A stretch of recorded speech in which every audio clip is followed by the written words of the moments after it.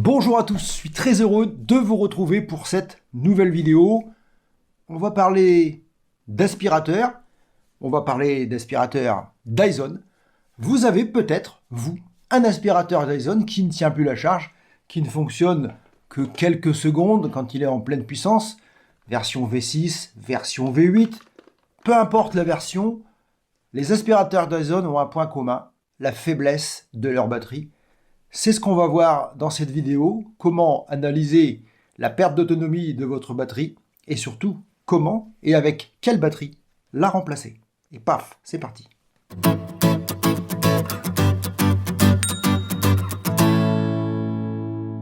Pour commencer, j'ai commencé à travailler sur une version V6.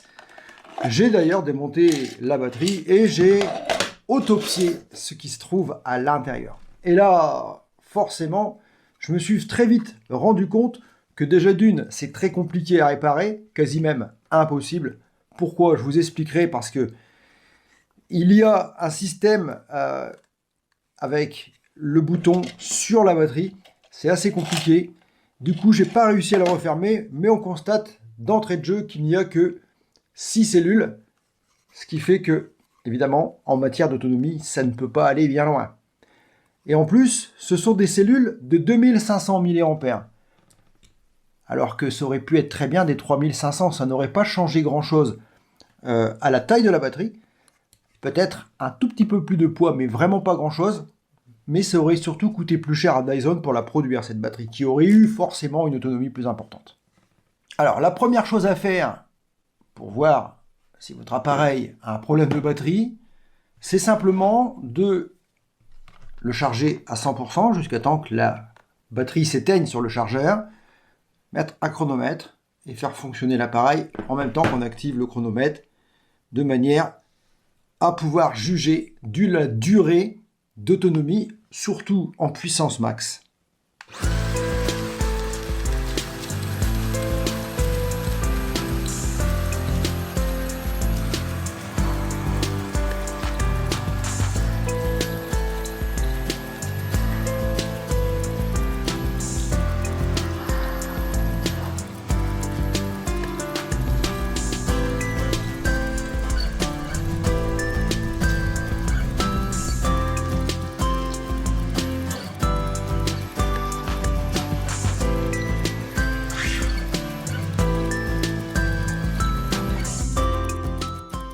Donc vous avez vu, la batterie s'éteint très vite, à peine 40 secondes, 37, 35 secondes d'autonomie à pleine puissance et encore sans aspirer, c'est-à-dire presque dans le vide. Ce qui veut dire que quand vous allez commencer à mettre le tube, vous allez demander encore plus de puissance et ça risque de durer encore moins longtemps. Alors, forcément, sur cet appareil, on a tout de suite bien compris que la batterie est complètement HS. Elle se charge en 1 heure avec le chargeur d'origine à fond, mais elle ne tient plus la charge. On va voir maintenant comment et avec quelle batterie on peut la remplacer. Alors, vous avez plusieurs solutions pour réparer votre appareil qui ne fonctionne plus. C'est simplement d'aller sur le site Dyson, de renvoyer l'appareil et de faire remplacer la batterie. Alors, ça va vous coûter, je pense, un bon 100 € facile. Mais il y a une autre solution. C'est d'aller acheter une batterie sur les sites vendeurs chinois. C'est ce que j'ai fait. Voilà, j'ai donc commandé cette nouvelle batterie. C'est une 6000 mAh, donc en 21 volts,6, puisque c'est la tension d'un Dyson. J'ai payé ça 32,34 €. On va la déballer ensemble et on voit que dans l'emballage, on a donc cette fameuse batterie qui est bien emballée, qui est arrivée en dizaine de jours. Voilà, on a donc une batterie qui est chargée à 100%. On voit, tout est allumé. On va pouvoir la tester. On a également dans le paquet le filtre de remplacement principal qui se trouve sur ces appareils-là, ici, qu'il faut de temps en temps remplacer. Ça aussi, ça contribue à la diminution de l'autonomie de votre appareil, puisque si l'air ne circule pas bien, automatiquement, l'appareil souffre. Et on a le deuxième filtre, le gros, celui qui se met à l'intérieur aussi, ici, là. Voilà. Comme ça, vous repartez avec ce kit complet, filtre et batterie. On va tester la batterie pour voir si tout va bien et on va pouvoir commencer à démonter notre aspirateur V8 puisque cette batterie est adaptée pour un V8. Alors attention, chaque Dyson a son type de batterie. Ici on a une V6, ici on a une V8. On voit que la différence est un peu... Voilà, la batterie est beaucoup plus grosse sur le V8 que sur le V6. La particularité, comme je vous disais tout à l'heure au niveau du bouton, c'est que sur les Dyson, le bouton sur l'appareil n'a pas de contact. C'est la batterie qui a le contact ici. Quand on appuie ici, on met l'appareil en route. On ouvre le circuit. Vous allez voir, on va faire le test. Alors, on va tester la batterie. Donc, on va mettre simplement le voltmètre ici et on va appuyer sur le bouton pour avoir ici la tension. Et on voit qu'on a 24 volts. Donc, la batterie est bien pleine à 100%. On va pouvoir maintenant la monter sur notre Dyson. Bon, alors pour l'ouvrir, je ne vais pas vous montrer comment on fait. Je pense que vous savez tous comment ça fonctionne puisque vous avez sûrement lu la notice d'utilisation. On ouvre ici. Ici, on a le petit loquet qui permet de déverrouiller le bac, le réservoir. On l'enlève, on nettoie tout ça et on va pouvoir intervenir sur la batterie. Alors, une fois que vous l'avez ouvert, vous voyez, regardez, même s'il a bien été nettoyé par la ménagère, qu'elle a bien vidé le réservoir, on retrouve encore énormément d'impuretés à l'intérieur. Donc, n'hésitez pas à tapoter un petit peu sur la carlingue. Avec un pinceau, nettoyez bien le filtre qui se trouve ici, tout autour. Et vous voyez, ce qu'on a encore sorti, c'est carrément énorme, la quantité d'impuretés qui rentrent à l'intérieur. Même quand on a démonté ce filtre-là, on n'a pas accès à cette partie-là. Et on voit bien que c'est à l'intérieur que ça tombe. Bon, là, c'est fini, il est propre. On va pouvoir le refermer. Alors, pour extraire la batterie, sur ce type d'appareil, c'est vraiment très simple. C'est bateau de chez bateau. Il n'y a pas besoin d'avoir fait Polytechnique pour comprendre comment ça se démonte. Il suffit simplement de retirer les deux petites vis qui se trouvent ici. C'est elles qui maintiennent la batterie en place. Tournevis cruciforme. On desserre. On fait attention, bien sûr, de ne pas les perdre.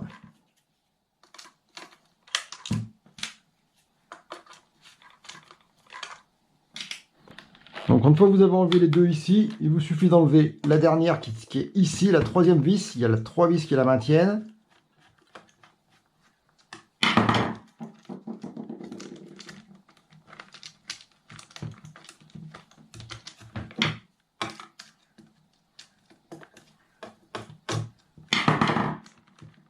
Voilà.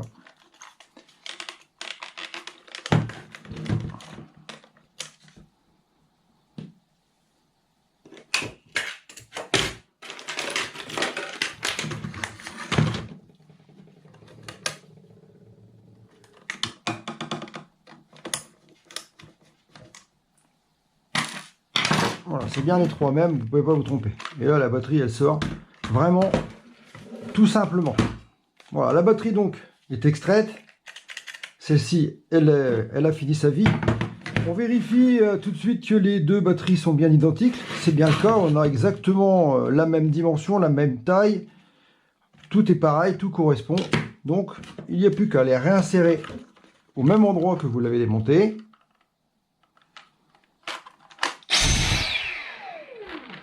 J'ai appuyé sur le bouton, n'ayez pas peur. Voilà, donc maintenant il suffit de remettre les vis à leur place. Et on va commencer par les deux du bas, parce que c'est les plus simples à mettre. Et c'est elles qui vont maintenir tout de suite la batterie en place. Donc là c'est pareil, hein, c'est pas du tout compliqué, vous ne pouvez pas vous tromper dans le sens des vis, c'est toutes les trois les mêmes.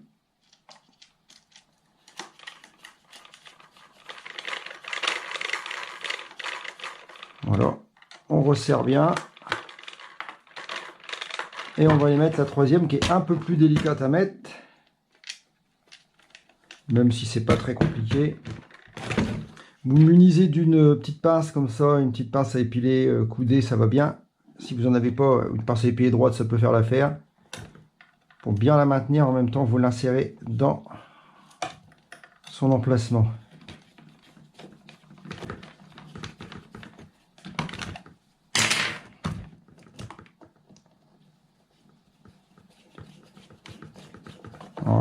Donc c'est parti. On serre tout simplement. Voilà, l'opération est finie. La batterie est remise en place. Vous voyez que c'est vraiment pas compliqué. On va pouvoir du coup remettre le réservoir. Ça, je pense que vous savez le faire. Hop, on referme. On referme. Et voilà, l'appareil refonctionne. On va pouvoir maintenant tester au chronomètre, histoire de voir combien on va pouvoir tenir avec la nouvelle batterie. Alors, c'est parti pour le test, capture d'écran vidéo. Je vais pouvoir comme ça vous faire montrer en chronomètre exactement la durée d'utilisation avec la nouvelle batterie. Attention, c'est parti.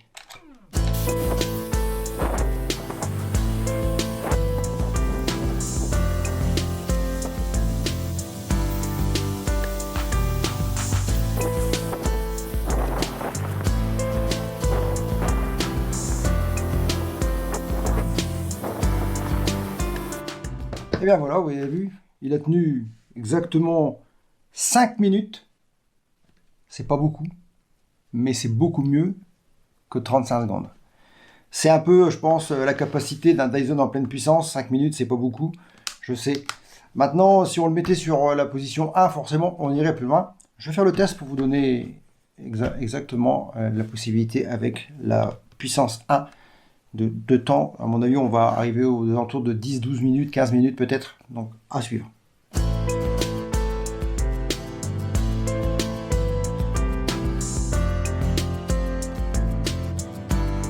Alors voilà, vous avez vu, c'est compliqué d'ouvrir une batterie Dyson, vraiment très compliqué. Ça s'ouvre, mais avec bien du mal. Bon, j'y suis arrivé. Je vais pouvoir tester maintenant les cellules pour voir combien il y en a d'endommagées.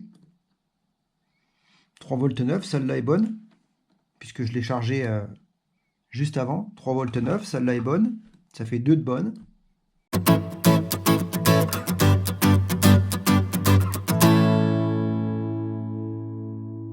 Alors ce qui est bizarre, c'est qu'ils sont tous bien chargés à 100%. 1, 2, 3, 4, 5, 6. Il y en a 6 comme dans l'autre, c'est exactement la même chose. Il n'y a plus de tension qui sort.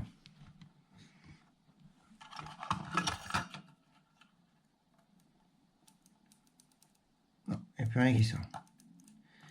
C'est un BMS commandé, puisqu'on a ici un petit switch qui permet justement de mettre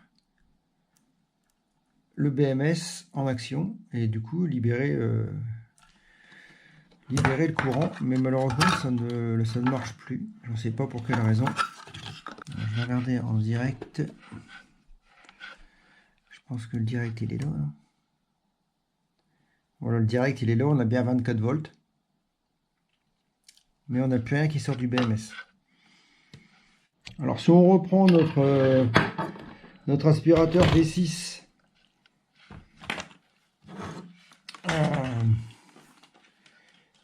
et qu'on veut y connecter une batterie, cette batterie là, donc ça vient comme ça, on va pas se tromper, donc comme ça va comme ça, donc le plus il est par là, le plus est ici, on va connecter une borne plus ici, voilà, et une borne moins, voilà, donc là on a connecté un positif, un négatif. Et on sait que cette batterie-là, bon, elle est foutue, mais on sait que le positif, il est ici. On va vérifier quand même. Toujours vérifier avant de faire des bêtises. Si je mets le négatif ici, le positif ici, on a bien le bon. Donc le positif et le négatif, il est là. Et là, du coup, si on met donc positif, négatif, ici et ici,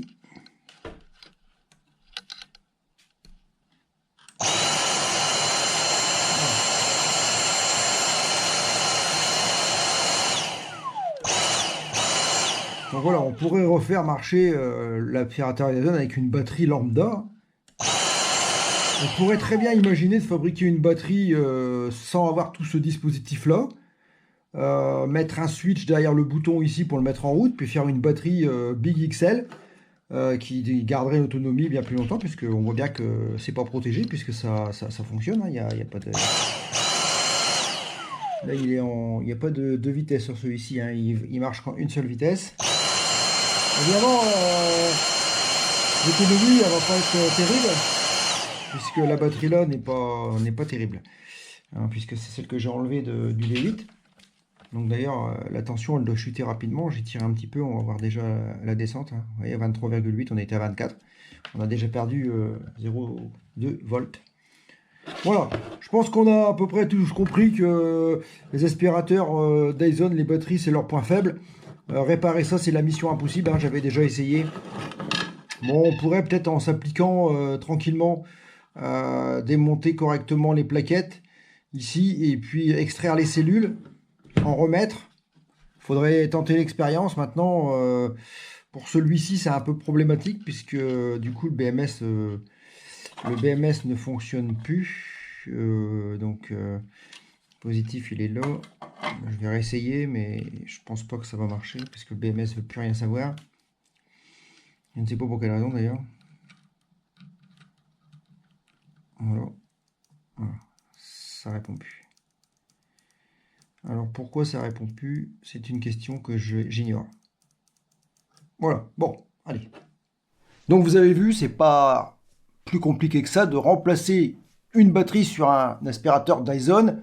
Alors quel que soit le modèle que vous avez, hein, c'est la VS6, la V12, 15, je ne sais pas à quelle version on est arrivé, le procédé reste le même. Vous allez trouver sur les sites vendeurs en ligne les batteries de rechange. Vous allez voir, il y a plusieurs tarifs selon l'appareil, selon la capacité de la batterie. Mais le procédé de remplacement reste toujours le même, très simple. Je pense que vous avez compris. Inutile de paniquer lorsque votre aspirateur ne tient plus la charge. Il suffit simplement de faire cette procédure et tout va rentrer dans l'ordre. Voilà, j'espère que cette vidéo vous a plu. J'espère que vous serez nombreux à l'avoir appréciée, que vous allez la partager et que vous allez mettre un like. Vous savez, ça me fait vraiment plaisir et ça me motive pour avoir envie de continuer l'aventure YouTube. On se retrouve bientôt, je dirais même très vite, pour des nouvelles vidéos sur la chaîne de Mac Aventure. Je vous dis dopo ba, ciao.